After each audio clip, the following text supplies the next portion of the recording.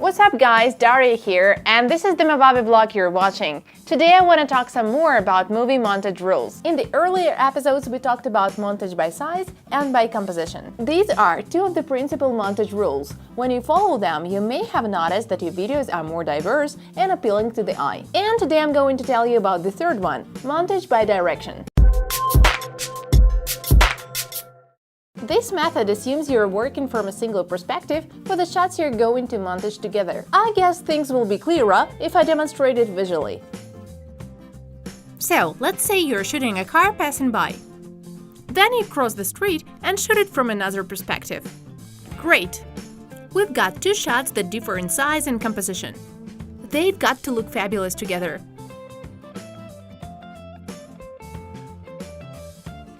Oops! Something went wrong. Now it looks as if we have two different cars and they're going to collide. And that's exactly why there is a rule on montage by direction. Hold on! Don't just rush to reshoot it.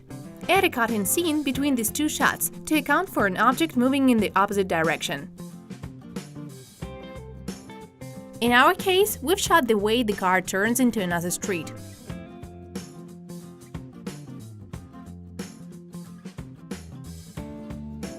The rule itself works like this. The change in an object's direction at the junction of two shots should not exceed 90 degrees. At the same time, the vertical axis should not be crossed. That is, if an object moves to your left in one shot, it shouldn't move to the right in the next shot. We might as well bring in the so-called 180 degrees rule here too. Well, simply speaking, that means a figure of 8. This rule applies when you're editing movie dialogues and for TV. I spoke about it in the episode on how to shoot an interview. I'll leave a link in the description in case you missed that episode. Yep, no one is in motion here, but the principle is the same. If two characters in the frame are looking in one direction, it'll create the impression that they're talking to someone else, but not in one another. Got it? Don't do it. It is related to the way an object moves in a frame, but there are specific rules for camera movement too. Now I want to tell you more about how to correctly shoot a panoramic view.